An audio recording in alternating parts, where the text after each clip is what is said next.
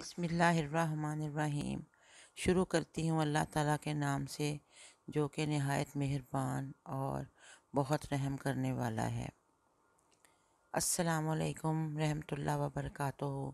Dear viewers, امید ہے کہ اللہ تعالیٰ کے فضل و کرم سے آپ سب لوگ اپنے اپنے گھروں میں خیریت سے ہوں گے۔ اور آج آپ کے لیے بے حد اعلیٰ قسم کا گراں قدر ایک وظیفہ لے کر حاضر ہوئی ہوں جو کہ قرض کی ادائیگی کے بارے میں ہے۔ یعنی کہ یہ قرض کی ادائیگی کے بارے میں وظیفہ ہے۔ بہت سے لوگ ایسے ہیں جو بیچارے قرض تو لے لیتے ہیں لیکن ان سے ادا نہیں ہو پاتا۔ خاص طور پہ بہت سے لوگ ایسے بھی ہیں جو کہ اپنی کوئی پراپرٹی یا اپنا کچھ بھی کوئی جیولری وغیرہ بینک میں گروی رکھ کے تو لے لیتے ہیں، قرض لے لیتے ہیں، لیکن ان کے پاس کوئی بھی اسباب ایسے نہیں ہوتے کہ وہ اپنا قرض ادا کر دیں، اور وہ اپنی جو ان کے پاس جو چیز ہوتی ہے اس کی ملکیت سے بھی جاتے ہیں۔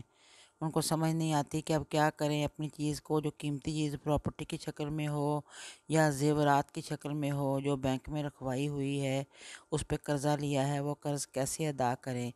یا کسی بھی انسان سے قرض لے لیا ہے، کسی بہن بھائی سے یا دوست سے، اور وہ بھی قرض ادا نہیں کر پاتے کیونکہ جو ان کی انکم ہوتی ہے وہ اتنی کم ہوتی ہے کہ اس سے مشکل سے ان کی ضروریات پوری ہوتی ہیں۔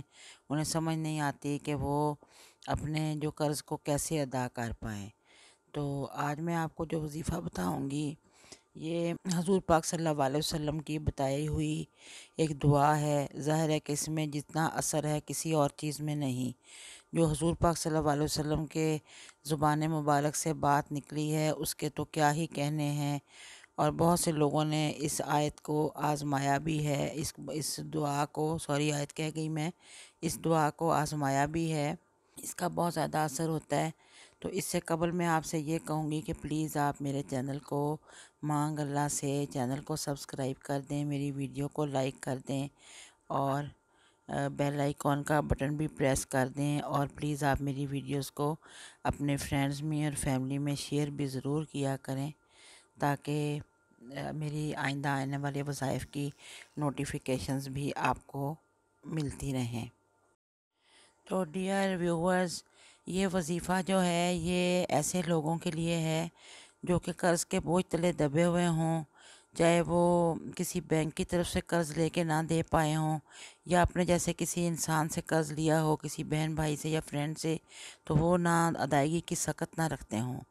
وہ یہ پڑھیں گے وظیفہ تو انشاءاللہ ان کا قرض ادا ہو جائے گا۔ تو ایسی صورتحال سے نکلنے کے لیے ترمذی شریف میں حضرت ابو وائل رضی اللہ عنہ کے حوالے سے بیان ہوا ہے کہ ایک شخص حضرت علی کی خدمت میں حاضر ہوا اور کہنے لگا، یا حضرت، میں ایک مکاتب غلام ہوں، آپ میری مدد فرمائیں کیونکہ مجھ سے مکاتبت کے معاوضہ کی ادائیگی نہیں ہو پاتی۔ حضرت علی نے ارشاد فرمایا کہ کیوں نہ میں تمہیں وہ دعا سکھا دوں جو حضور نبی کریم صلی اللہ علیہ وسلم نے مجھے بتائی ہے۔ اگر تمہارے ذمے احد پہاڑ کے برابر بھی قرضہ ہوگا تو اللہ تعالیٰ اس کو ادا فرمائیں گے۔ سبحان اللہ! دیکھیں کہ یہ احد کے پہاڑ کے برابر بھی اگر قرضہ ہوگا تو وہ بھی ادا ہو جائے گا۔ مکاتب نے عرض کیا، آپ مجھے وہ دعا ضرور سکھائیں۔ چنانچہ حضرت علی نے حضور نبی کریم صلی اللہ علیہ وسلم سے سنی ہوئی دعا بتائی۔ بسم اللہ الرحمن الرحیم۔ اللہم کفنی بحلالی کا عن حرامی کا واغنینی بفضلی کا عمن سواک۔ اے اللہ، مجھے حرام سے بچاتے ہوئے اپنے حلال کے ذریعے تو میری کفایت فرما، اور اپنے فضل سے مجھے اپنے سوا ہر ایک سے بے نیاز کر دے۔ دیکھیے یہ آیت جو ہے، یہ دعا جو ہے، یہ آپ کو اسکرین پہ لکھی ہوئی بھی مل جائے گی اور مختلف کتابوں میں بھی مل جائے گی۔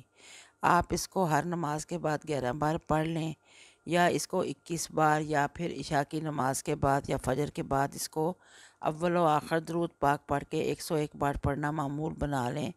بہت چھوٹی سی یہ دعا ہے جو کہ آپ کو اسکرین پر بھی نظر آ رہی ہوگی۔ اس کو پڑھنا اپنا معمول بنا لیں، اللہ تعالیٰ سے دعا کریں کہ اللہ تعالیٰ اپنی رحمت سے، اپنے فضل سے آپ کا قرضہ اتار دیں اور آپ کو اپنے پاؤں پہ کھڑا کر دیں کہ آئندہ کبھی کسی سے قرض نہ لینا پڑے۔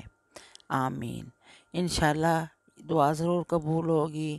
یہ ایک ایسی دعا ہے جو کہ حضور ہمارے پیارے نبی نے بتائی ہے، تو اس سے بڑھ کے اور کیا چیز ہو سکتی ہے۔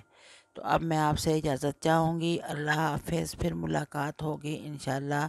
مانگ اللہ سے چینل کی طرف سے میں آپ کو اللہ حافظ کہتی ہوں۔